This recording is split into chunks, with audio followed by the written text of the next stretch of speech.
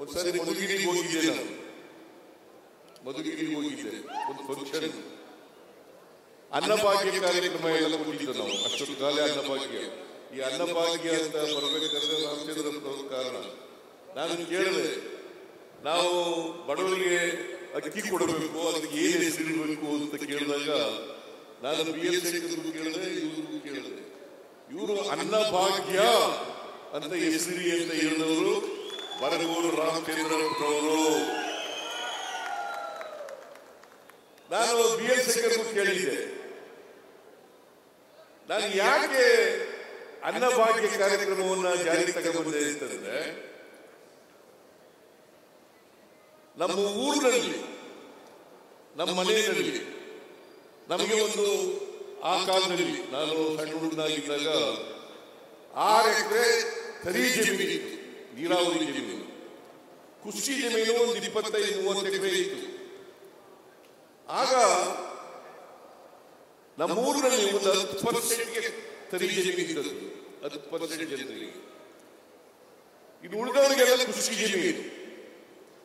ಈ ಕೃಷಿ ಜಮೀನು ಇದ್ದಂತ ಜನ ಬಂದು ಅವ್ರ ಮನೆಯಲ್ಲಿ ಮಕ್ಕಳಿಗೆ, ಸಣ್ಣ ಮಕ್ಕಳಿಗೆ ಬೇರೆ ಆದರೆ, ಜ್ವರ ಬಂದರೆ, ನೆಗಡಿ ಆದರೆ ನಮ್ಮ ಮನೆ ಹತ್ರ ಬರೋರು. ಒಂದು ಬಿಸಿ ಅನ್ನ ಕೊಡಿ ತಾಯಿ, ನಮ್ಮ ಮಗುವಿಗೆ ಜ್ವರ ಬಂದಿದೆ, ನಮ್ಮ ಮಗುವಿಗೆ ಬೇರೆ ಆಗ್ತಿದೆ ಅಂತ ಕೇಳ್ತಿದ್ರು. ನಮ್ಮ ಅವ್ವ ಕೊಡೆ ಕರೆದು ಕೊಡೋರು ಒಂದು ಬಿಸಿ ಅನ್ನ. ನಾನು ಅದನ್ನು ಕಣ್ಣಾರೆ ನೋಡಿದ್ದೆ. ಇದು ಯಾರು ಬರಬಾರದು, ಎಲ್ಲರ ಮನೆಯಲ್ಲೂ ಕೂಡ. ಯಾಕೆಂದ್ರೆ ನಾವು ಅವತ್ತು ರಾಜನಿಗೆ ಅನುಭವ ಇದೆಯೋ ಗೊತ್ತಿಲ್ಲ, ಪರಮೇಶ್ವರಿಗೆ ಅನುಭವ ಇದೆಯೋ ಗೊತ್ತಿಲ್ಲ, ಬರಗೂರು ರಾಮಚಂದ್ರಪ್ಪನ ಅನುಭವ ಇದೆಯೋ ಗೊತ್ತಿಲ್ಲ. ನಾವೆಲ್ಲ ಅನ್ನ ಉಂಟಿದ್ದು ನೆಂಟರುಗಳು ಬಂದ್ರೆ ಹಬ್ಬದ ದಿನಗಳಲ್ಲಿ ಮಾತ್ರ.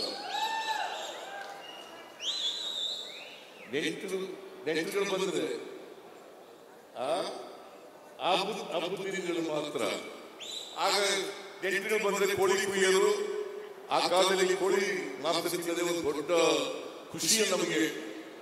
ಅದು ಮಾಡೋದು, ಅನ್ನ ಮಾಡೋದು. ನೆಂಟರುಗಳು ಬಂದ್ರೆ ಹಬ್ಬದ ದಿನಗಳಲ್ಲಿ ಮಾಡೋದು. ಇಲ್ಲದೆ ಹೋದ್ರೆ ರಾಗಿ ಮುದ್ದೆ, ಜೋಳದ ಮುದ್ದೆ ತಿನ್ನಬೇಕಾಗಿತ್ತು. ಇದು ನಮ್ಮ ಪರಿಸ್ಥಿತಿ ಇದ್ದದ್ದು.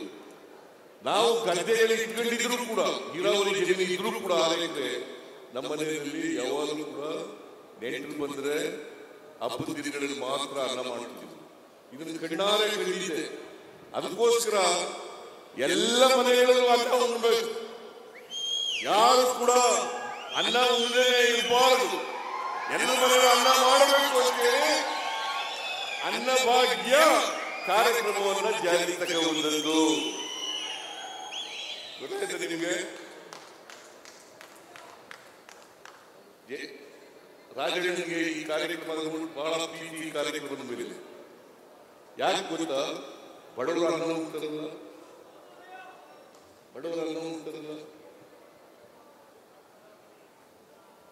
ಎಲ್ಲರ ಮನೆಯಲ್ಲೂ ಅನ್ನ ಮಾಡ್ತಾರಲ್ಲ. ಈಗ 10 kg ಮಾಡಿದ್ದೀವಿ, 5+5 10 kg ಮಾಡಿದ್ದೀವಿ. ಈ ಕಾರ್ಯಕ್ರಮ ಮಾಡಿದಾಗ ರಾಜಣ್ಣ ಸಲಹೆ ಕೊಟ್ಟರು. ಏನಂತ ನೋಡಿ ಸರ್, ಅನೇಕ ಜನ ಮಕ್ಕಳು ಚಪ್ಪಲಿ ಇಲ್ಲದೆ ಬರ್ತಾರೆ ಸ್ಕೂಲ್ಗೆ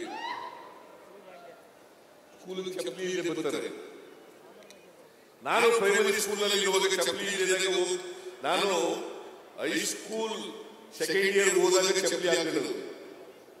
ಅಲ್ಲಿವರೆಗೆ ಬರಿಕಾಲದಲ್ಲಿ ನಡೀತಾ ಇದೆ.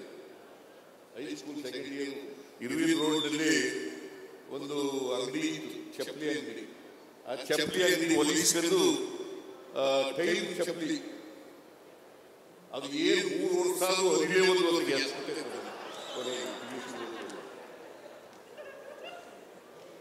ಅಂತ ಚಪ್ಪಲಿ ಇದು. ಅದಕ್ಕೆ ರಾಜಣ್ಣ ಹೇಳಿದ್ರು, ಬಹಳ ಜನ ನೀವು ಶ್ರೀಮಂತರ ಮಕ್ಕಳು ಶೂ ಹಾಕೊಂಡು ಬರ್ತಾರೆ, ಟೈ ಹಾಕೊಂಡು ಬರ್ತಾರೆ, ಯೂನಿಫಾರ್ಮ್ ಹಾಕೊಂಡು ಬರ್ತಾರೆ. ಇವರು ಪಾಪ ಬಡವರ ಮಕ್ಕಳು ಅವ್ರಿಗೆ ಶಾಲೆಗೆ ಬರ್ಬೇಕಾದ್ರೆ ಕಷ್ಟ. ಮನೆಯಲ್ಲಿ ಬ್ರೇಕ್ಫಾಸ್ಟ್ ಇರಲ್ಲ, ಈಗ ನಾವೆಲ್ಲ ತೆಂಗಳು ತಿಳ್ಬರಿ, ನೀವು ತೆಂಗಳು ರಾಗಿ ಮುದ್ದೆ ಅಥವಾ ಜೋಳದ ಮುದ್ದೆ ಮಜ್ಜಿಗೆ ಕಲಸಿದ್ದು ಊಟ ಮಾಡ್ಕೊಂಡು ಬರ್ತಿದ್ದವು, ಶಾಲೆಗೆ ಹೋಗ್ತಿದ್ದವು.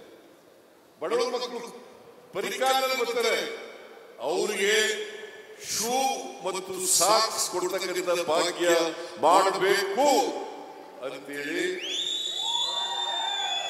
ಸಲಹೆ ಕೊಟ್ಟವರು ರಾಜಣ್ಣ. ನಾನು ನೆಕ್ಸ್ಟ್ ಇಯರ್ ಬಜೆಟ್ ಮಂಡಿಸುವಾಗ ಅದನ್ನು ಘೋಷಣೆ ಮಾಡಿದೆ. ನಾನು ಯಾಕೆ ಈ ಮಾತನ್ನು ಹೇಳ್ತಾ ಇದ್ದೀನಿ ಅಂತಂದ್ರೆ, ಬಡವರ ಬಗ್ಗೆ ಯಾರಿಗೆ ಕಾಳಜಿ ಇದೆ, ಆ ಕಾಳಜಿ ಇರೋರು ಮಾತ್ರ ಇಂಥ ಸಲಹೆ ಕೊಡಲಿಕ್ಕೆ ಸಾಧ್ಯ ಆಗ್ತದೆ. ಬಡವರ ಬಗ್ಗೆ ಕೊಡ. ಅದಕ್ಕೆ ಮೇಲೆ ರೈತರು ಸಾಲ ಮನ್ನಾ ಮಾಡಬೇಕು ಅಂತ ಹೇಳಿ ಒತ್ತಡ ಇತ್ತು. ನಾನು ಕೂಡ ತೀರ್ಮಾನ ಮಾಡಿದೆ ಸಾಲ ಮನ್ನಾ ಮಾಡಬೇಕು ಅಂತ. ಆಗ ರಾಜಣ್ಣ ಕೇಳಿದೆ, ಡಿಸಿಸಿ ಬ್ಯಾಂಕ್ ಅಧ್ಯಕ್ಷ, ಏನಪ್ಪಾ Rajanna, effects bank DCC bank ಎರಡೂ ರಾಜಣ್ಣ ಕೇಳಿದೆ, ನೋಡಪ್ಪ ರಾಜಣ್ಣ, 50,000 ರೂಪಾಯಿವರೆಗೆ ಸಾಲ ಮನ್ನಾ ಮಾಡಬೇಕು ಅಂತ ಇದ್ದೀನಿ, ಏನ್ ಮಾಡಬೇಕು ಅಂತ ಕೇಳಿದೆ. ಮಾಡಿ ಅಂತ ಹೇಳಿ ಅದನ್ನೆಲ್ಲ ವಿವರಣೆ ಕೊಟ್ಟದ್ದು ರಾಜಣ್ಣ. ಇಲ್ಲದೆ ಸಾಲ ಮನ್ನಾ ಮಾಡಲಿಕ್ಕೆ ಕಷ್ಟ ಆಗಿತ್ತು. ಈಗಲೂ ಕ್ಯಾಬಿನೆಟ್ ನಲ್ಲಿ ಕುಮಾರಸ್ವಾಮಿ ಸಾಲ ಮಾಡಬೇಕು ಬಿಟ್ಬಿಟ್ಟು ಹೋಗಿದ್ನಲ್ಲ, ಅದಿನ್ನೂ ಬಾಕಿ ಇದೆ, ಅದನ್ನು ಕೊಡಬೇಕು ಅಂತ ಹೇಳಿ. ಯಾಕಂತಂದ್ರೆ ಇದು ರಾಜಣ್ಣಿಗೆ ಹೆಸರು ಬರಲ್ಲ, ಬರದೇವರು ಕೂಡ ಕೊಡೋಣ ರಾಜಣ್ಣ. ಯಾಕಂತಂದ್ರೆ ರೈತರು ಸಂಬಂಧಪಟ್ಟಂತ ಕಾರ್ಯಕ್ರಮ ಇದು. ಕುಮಾರಸ್ವಾಮಿ ಹೆಸರು ತಗೊಂಡು ಸಾಲ ಮನ್ನಾ ಮಾಡ್ತೀನಿ 1 ಲಕ್ಷದವರೆಗೆ ಸಾಲ ಮಾಡ್ತೀನಿ ಅಂತ ಹೆಸರು ತಗೊಂಡ್ರು. ಆದ್ರೂ ನಾವು ಉಳಿಕೆ ಹಣ 500 ಚಿಲ್ಲರೆ ಕೋಟಿ ಅಲ್ಲ, 300 ಚಿಲ್ಲರೆ ಕೋಟಿ, 300 ಚಿಲ್ಲರೆ ಕೋಟಿಯನ್ನ ಮುಂದಿನ ದಿನಗಳಲ್ಲಿ ಅದನ್ನು ಚುಕ್ತ ಮಾಡ್ತೀವಿ. ನಾನು ಸಣ್ಣ ಮನ್ನಾ ಮಾಡಿದಂತ ಬಡ್ಡಿ ಸ್ವಲ್ಪ ಹಣ ಉಳ್ಕೊಂಡಿತ್ತು, ಆ ಹಣನೂ ಕೂಡ ಮನ್ನಾ ಮಾಡ್ತಕ್ಕಂಥ ಆ ಹಣನೂ ಕೂಡ ತೀರಿಸಿಕೊಟ್ಟಿದ್ದೇನೆ. ನಾನು ಯಾಕೆ ಈ ಮಾತುಗಳನ್ನ ಹೇಳ್ತಾ ಇದ್ದೀನಿ ಅಂತಂದ್ರೆ, ರಾಜಣ್ಣ ಯಾವಾಗಲೂ ಕೂಡ ನೇರ ನಡೆ ನುಡಿಯವರು, ನಿಷ್ಠುರವಾಗಿ ಮಾತಾಡ್ತಕ್ಕಂಥದ್ದು. ಬಹುಶಃ ಅದು ನೇರ ನಡೆ ನುಡಿ ನಿಷ್ಠುರವಾಗಿ ಮಾತಾಡ್ತಕ್ಕಂಥದ್ದು ಅದು ಇದ್ರೆ ಅದು ಸ್ವಾಭಿಮಾನದ ಸಂಕೇತ. ಯಾರಿಗೆ ಸ್ವಾಭಿಮಾನ ಇರ್ತದೆ ಅವರೆಲ್ಲರೂ ಕೂಡ ಮೇಲೆ ಬರಲಿಕ್ಕೆ ಸಾಧ್ಯ ಆಗ್ತದೆ. ಸ್ವಾಭಿಮಾನ ಇಲ್ಲದೆ ಹೋದ್ರೆ ದಾಸ್ಯ ಮನೆ ಮಾಡಿಕೊಳ್ಳುತ್ತದೆ. ನಮ್ಮಲ್ಲಿ ಇನ್ನೂ ಕೂಡ ದಾಸ್ಯ ಹೋಗಿಲ್ಲ. ಬಹಳ ಜನ ವಿದ್ಯಾವಂತರು ಕೂಡ, ಅವಿದ್ಯಾವಂತರಿರಲಿ ವಿದ್ಯಾವಂತರು ಕೂಡ ಈಗ ಒಬ್ಬ ಮೇಲ್ಜಾತಿ ಬಡವ ಬಂದರೆ, ಮೇಲ್ಜಾತಿ ಬಡವ ಬಂದರೆ ಅವನ್ನ ಸ್ವಾಮಿ ಬುದ್ಧಿ ಅಂತ ಕೈ ಮುಗಿತೀವಿ.